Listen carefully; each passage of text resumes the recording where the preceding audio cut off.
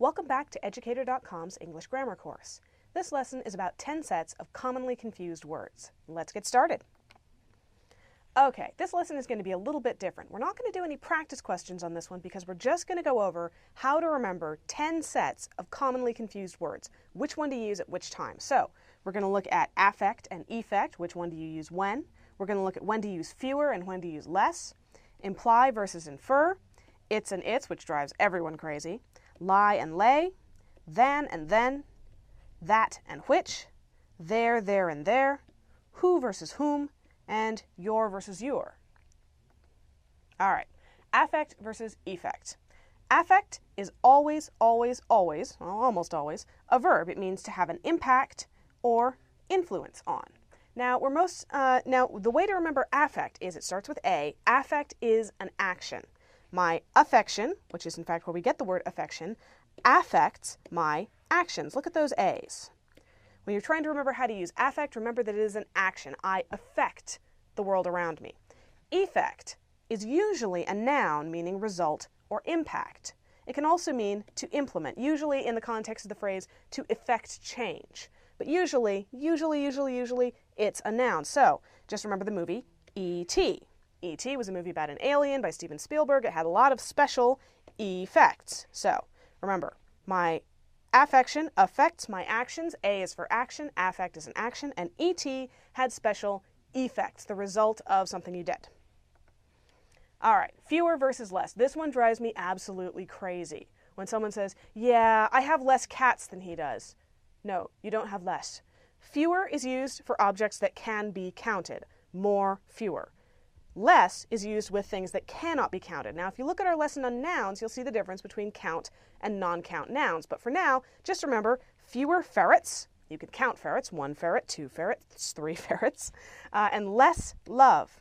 You can't count love. You can't say 1 love, 2 loves, 3 loves. So just remember, use fewer for things you can count, like ferrets, and less for things you can't count, like love.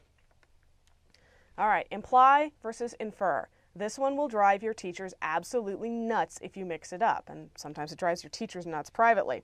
Imply means to suggest or state indirectly. You're saying something and you're implying, you're giving the impression of something a little extra or something else.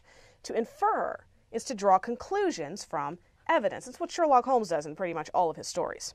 The way you remember which one is which, remember that they go in alphabetical order.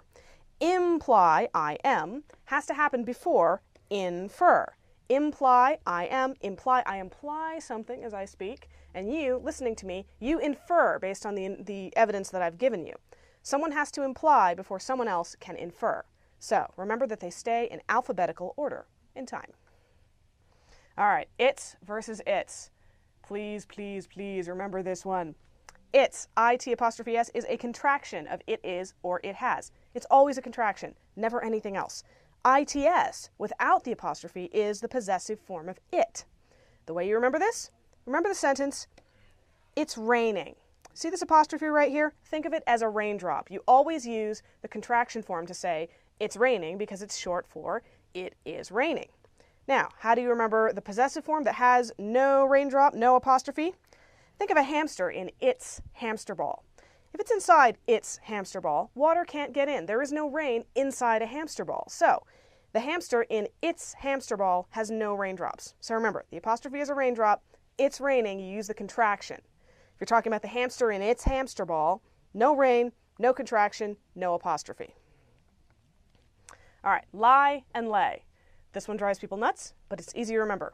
To lie means to recline, to lie down. To lay means to put or place. Now, if you're a grammarian, you would remember that lie is an intransitive verb. It does not take a direct object. You don't lie anything. And lay is a transitive verb. It does take a direct object. You lay things. But for those of us who don't speak grammar, just remember, lovers lie in two senses. They fail to tell the truth and they lie down. And chickens lay. Chickens lay eggs. So, ask yourself, if you're trying to decide whether you are lying or laying, next time you say, I'm going to go lay down, ask yourself, am I a chicken? You're not a chicken. You're going to go lie down. Lovers lie, chickens lay. All right, than versus then. I see this misused all the time, especially on the internet. Than, with an A, is a preposition that's used for comparisons. Then is an adverb, which means at that time or therefore. The way you remember this, when you see than with the A, think of apples. This apple is better than that one, especially since that one appears to be an orange. So, this apple is better than that one. Than, think of comparing apples, or you think of the A in comparing. The way you remember then is it rhymes with when. When does something happen? Then. So, this apple is better than that one. When? Then. All right, that and which. Grammar explanation first, real world explanation second. That is used for restrictive clauses. That's where you're taking, going from a large category of something and you're narrowing it down to a smaller something within that category. Which is used for non-restrictive clauses, which basically supply extra information. They don't narrow it down at all, they just give you extra details. The way to remember this, think of cats. We have here a picture of two cats. Cat number 1, cat number 2. Now, let's say I am talking about the cat that is fatter. Remember that at noise, the cat a cat that is fatter. Now, for a cat to be fatter, you have to have at least two cats. One cat that's less fat and one cat that's fatter. So, for a cat to be fatter, it has to be a restrictive clause. You have to be narrowing it down from 2 or more cats to one cat, the cat that is fatter or fattest. Now, for which, think about witches. You've probably seen a billion cartoons where there's the nasty old witch with the warts on her nose and the big cauldron and the black cat. There's one cat. You ever notice that? They never have like a house full of cats. You never see a cartoon witch who's a crazy cat lady.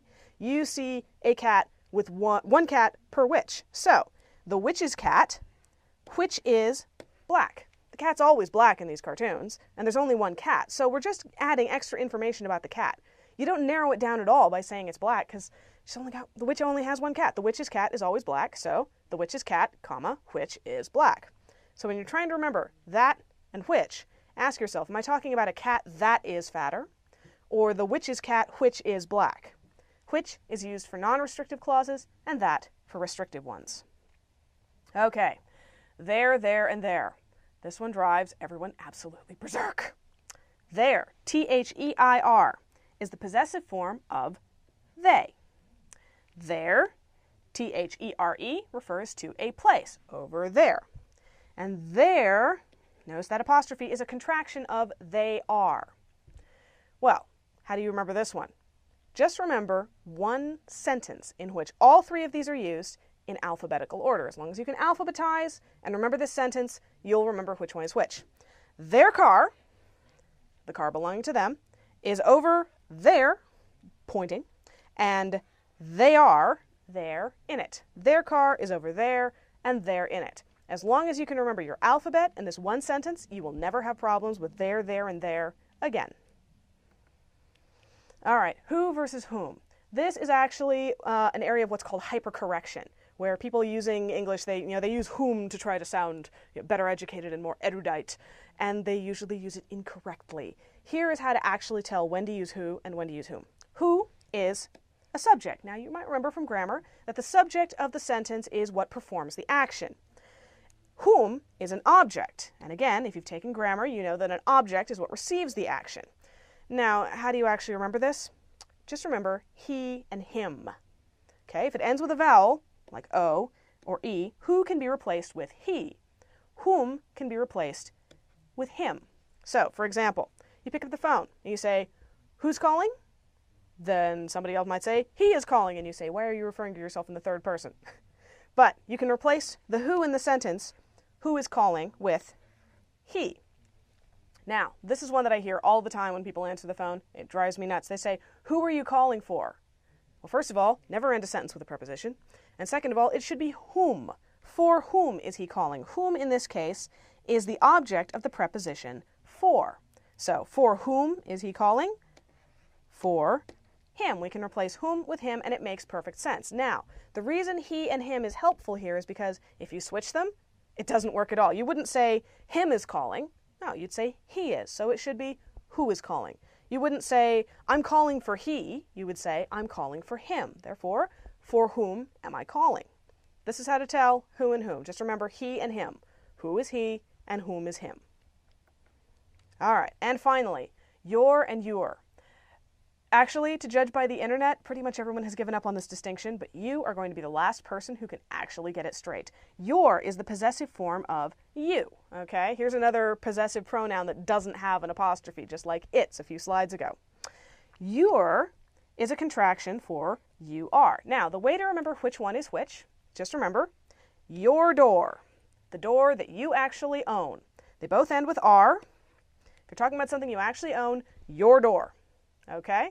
Now, by contrast, you could also say your sore. They both end with re. You couldn't say you are door or your sore. You would say your door, rr, your sore, re.